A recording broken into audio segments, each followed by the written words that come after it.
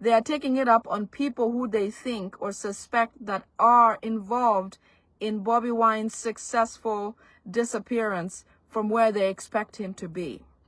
So a poor general, a woman, a Ugandan woman, today, her life has ended because Muhoozi took a barrett knife and cut her stomach while she's tied down on a cross like a criminal. I'm not saying like Jesus because I'm not comparing the two. But they do things like that to humiliate people. It is likely that she was not dressed, obviously, in just making sure that you don't have the humanness anymore when you are away from them, when you get away from them, if you do. But poor woman did not make it. Several other killings of women are going on. Some of you have seen the socialist woman who was killed recently. And then yesterday, the dean of studies at one of the universities was killed in her personal home. I just saw another publication that somebody from Lira district, was killed or found dead in his home. Such things are going to continue happening because these people want to wipe Ugandans away or out of Uganda. So be very careful in whatever you do, because their intentions are never good for Ugandans. Never good for Ugandans. A couple of things I'd like to go back to from Museveni's visit to Tanzania the other day. Okay? He particularly went over there to visit Suluhu and try to secure his next main events, such as, escaping from Uganda, getting to Tanzania and all of that.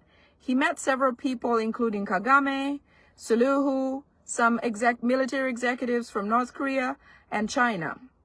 Okay?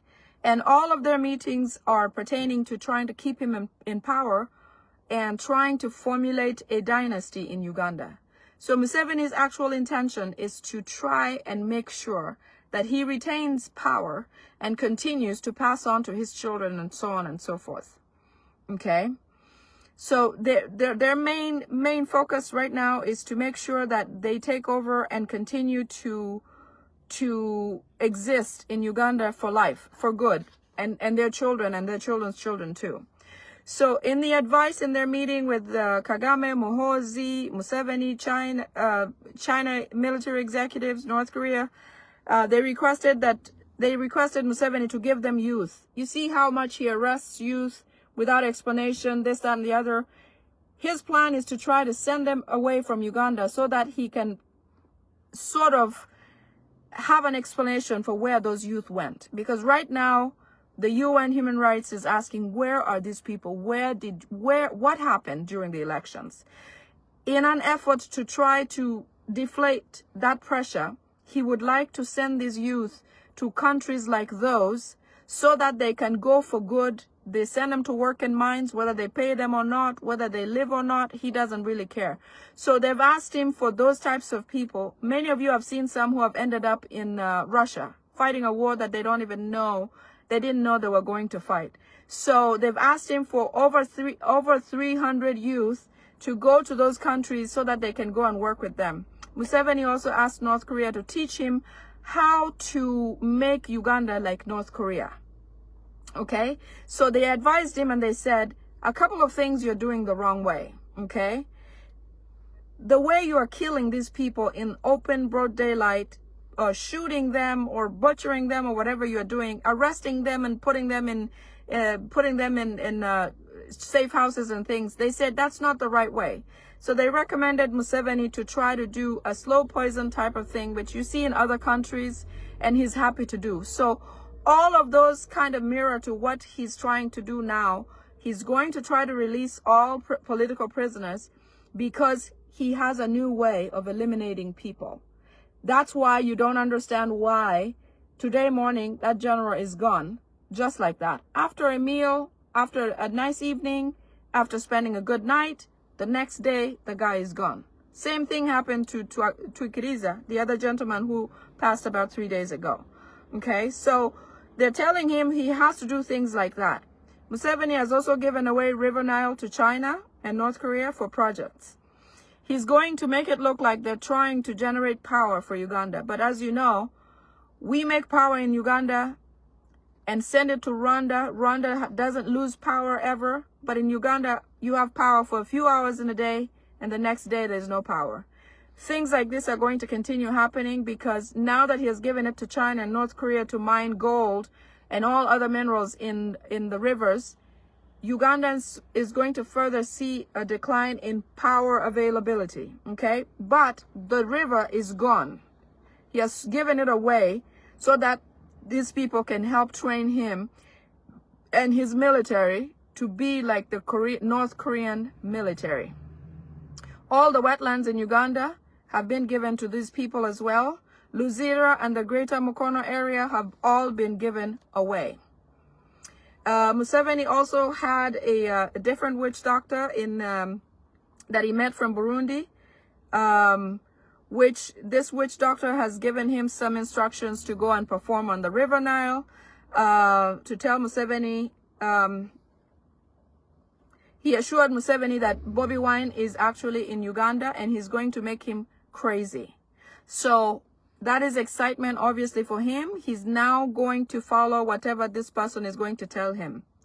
Museveni also has nuclear weapons, which are in Nakasongola and Congo, which were made with the help of North Korea. And he wants those weapons to be tested in North Korea. So that was part of the meetings that they had. They've almost sold all of Uganda, okay? They've asked that, you know, in exchange for helping Uganda become a dynasty, in trainings, in efforts to do whatever he needs to do, he has to give them these things. So all that is in, the ball is rolling for all those things.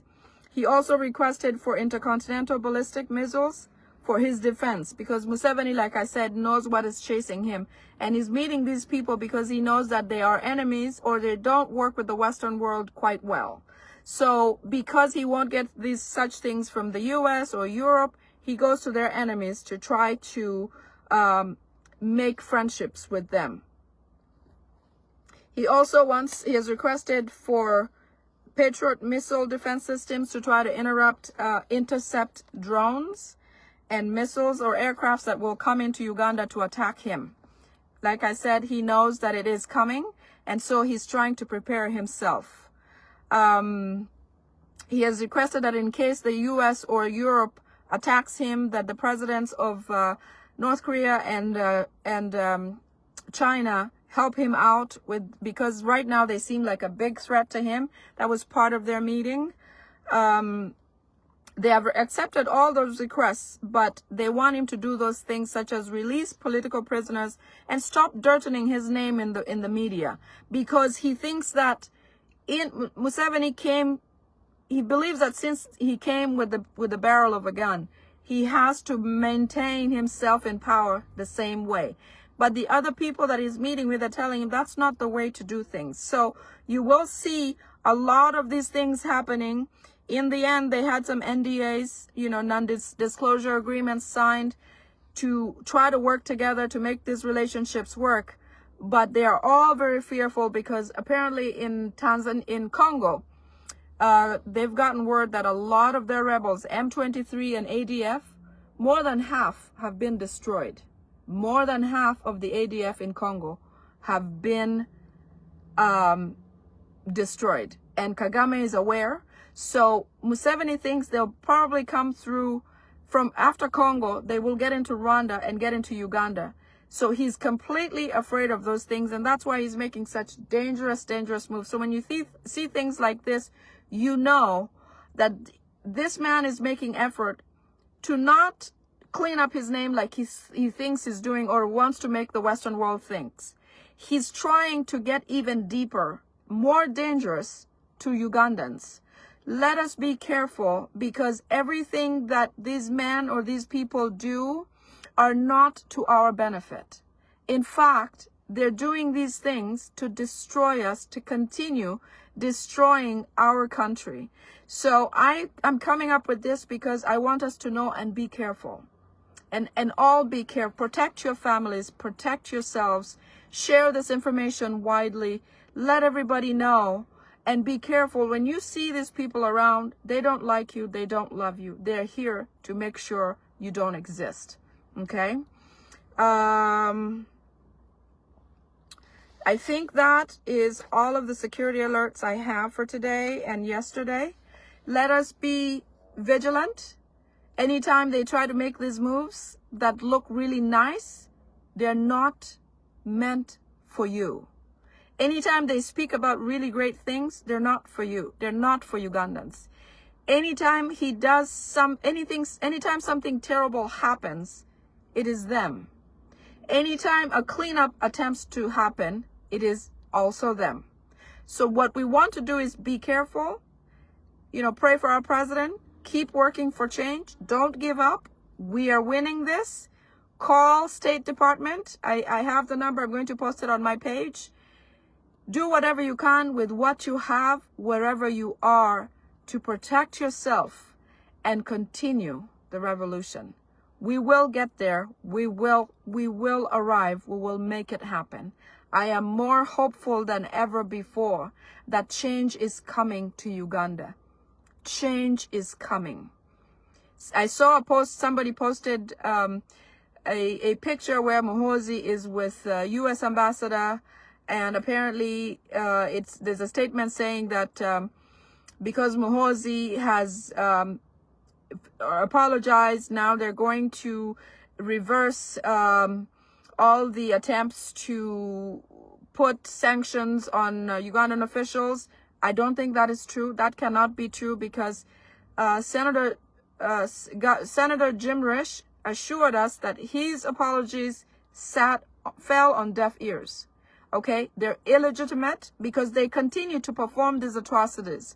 That general, that woman whom Muhoozi cut like a chicken today, did not deserve to die. Okay, did not deserve to die. In front of their faces, they act like they're really, really good or they're changing.